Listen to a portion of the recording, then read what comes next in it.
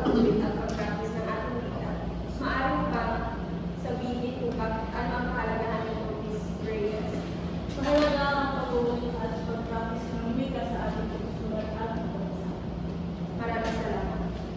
Ito, yes, upang mahasa ang mga kasanayan natin sa wika, maaaring ang paraan tulad ng pagbabasa, pagsusulat at pakikinig at pagsasalita ay isang paraan upang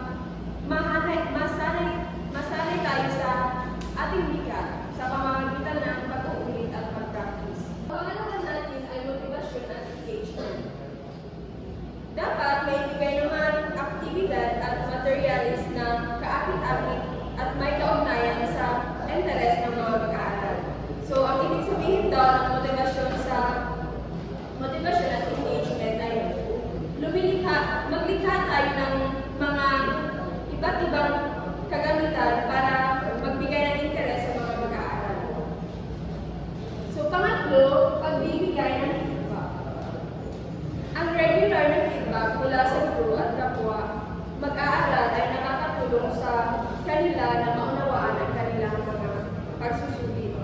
So sa pamamagitan nito, sa pagbibigay ng feedback, mas naiintindihan ng isang mag-aaral kung ano yung kailangan niyang baguhin at kailangan niyang pagtuunan ng pansin sa susunod na mga kaganapan or pagsusulit.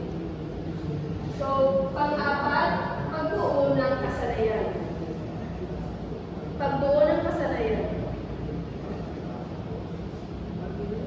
Ang pagbuo ng mga kasanayan sa wika ay hindi lamang nakatuon sa gramatika o vocabulary, kundi pati na rin sa mga kasanayan sa komunikasyon. So, mga halimbawa na lamang nito ay ang pag-organisa ng isang debate kung saan kailangan nilang gumamit ng wika sa isang tunay na sitwasyon. So, pag gumagawa tayo ng isang debate, maaari natin gamitin ang sarili nating wika upang mas nagkakaintindihan at hindi nagkakaroon ng pagkakaunawaan sa ating pagsusulit or pag-re-record. So, panglima is konteksto ng mga mag-aaral.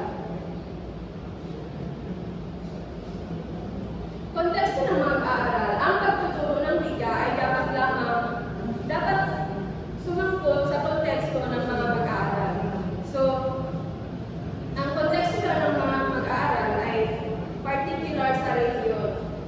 Ang mga halimbawa nito ay gumagamit ng materials na dapat na ilalarawan sa lugar na kultura. So, sa konteksto ng mga mag-aaral, mas pinapabilis nito ang ating kaalaman kapag tayo ay gumagamit ng mga materials. Or mas mas mapadali ang napag-aralan natin ang ating mga kultura. Pang-anim is pangunahing layunin.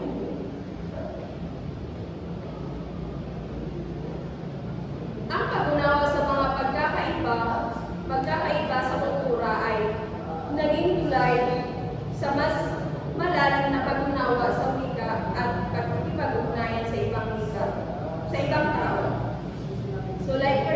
So, isang halimbawa tungkol sa fiesta, pag bumaray tayo sa isang barangay o isang lugar, mas syempre pag nasa isang selebrasyon tayo, ang pag-uusapan natin ay about sa selebrasyon. Mas naiintindihan natin ang kultura at konteksto kapag nandun tayo sa isang lugar at naihahapin natin kung ano nga ba yung kultura nila sa kaganapan ng kanilang selebrasyon. So, ito, pangunahing layunin. Pangunahing layunin, dapat malina ang mga layunin sa pagtuturo ng wika. So, ang halimbawa na lamang ay pag-aralan ng layunin ng isang aralin ay maaaring maging maunawaan ang pangunahing tuntunin sa kagamitan ng pagsasalita. So, ang ibig sabihin ko ng pangunahing layunin ay mas naiintindihan natin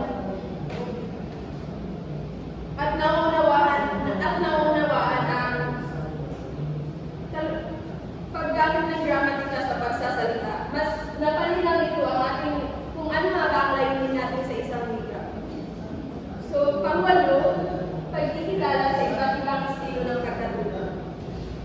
Dapat maging sensitibo sa mga pagkakaibang ito at magbibigay ng iba't ibang pamamaraan ng pagtuturo upang mainggan ang lahat ng mga mag-aaral. So, sa halimbawa na lamang ito, bilang isang mag-aaral, meron tayong type na mga estudyante na isang visual learners na maaaring gumagamit ng graphic arts, yung mas naiintindihan nila ang isang pagsusulit kapag ito ay nakikita nila. So yun yung pagkikilala sa iba't ibang estilo ng pagkatuto. Samantalang, habang ang iba naman ay auditory learners, maaaring magbigay ng audio or recordings. Mas sa pamamaraan iyon ng audio learnings at recording, mas naiintindihan nila maayos ang kanilang mas mapabilis nila mapaintindihan ang kanilang wika. Lumako naman tayo ngayon sa mga simulayan sa pagtuturo at pagkatuto ng wika.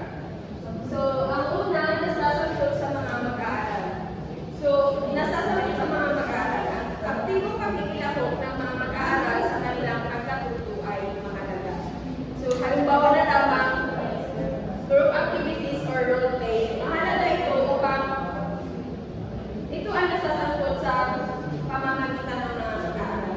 Ito ay mahalaga upang mas naiintindihan ng mga mag-aaral ang kanilang layunin sa wika upang mas mahikayat sila na magkipag-ugnayan sa iba't ibang kaklase na ang tinatarget natin ay ang mag-aaral. So, pangalawa ay kamalayan. Kamalayan. Ang pagbuo ng kamalayan sa paggamit ng wika ay nakakatulong sa mga mag-aaral na naging mas sensitibo sa kanilang wika. So, halimbawa na lamang ang paggamit ng idioms, colloquial o expression ay nagiging pagkakataon para sa mga mag-aaral. So, ang paggamit lang ng idioms o colloquial na expression ay mas nagiging nauunawaan natin ang pinapaliwanag ng isang wika. So, pangatlo, socio-cultural. Socio-cultural. Ang socio-cultural daw ay ang pag-uunawa sa kanilang kultura ay nakakatulong sa epektibong pagtuturo. So, mas sa socio-cultural, mas naiintindihan natin ang kultura sa pamamagitan ng pagtuturo. Mas naiintindihan natin ang iba't ibang reliyon, maaaring isama ng isang lokal na kwento or tradisyon. So, sa pamamagitan ng mga tradisyon, ano yung tradisyon ng isang wika, mas naunawaan natin at mas maintindihan natin kung ano yung kultura nila at reliyon sa pamamagitan ng kanilang wika. Sa pang-apat, nakafocus sa ilang anyo ng wika. So, ito ay tumututok sa iba't ibang anyo ng wika tulad ng kasalitang wika, pagsulat ng wika at dialekto. So, halimbawa dito ay ang maaaring ipakita ang pagkakaiba ng wika sa pamamagitan ng formal na kasalita at informal na kasalita. So, sa formal na kasalita, gumagamit tayo or halimbawa nito ay isang talumpati. Sa pagtatalumpati, ang ginagamit natin na kasalita ay formal. So, sa informal naman na dialekto, ang ginagamit natin dito ay ang pag-uusap sa isang magkaibigan. Ito ay isang tinatawag na informal na usapan.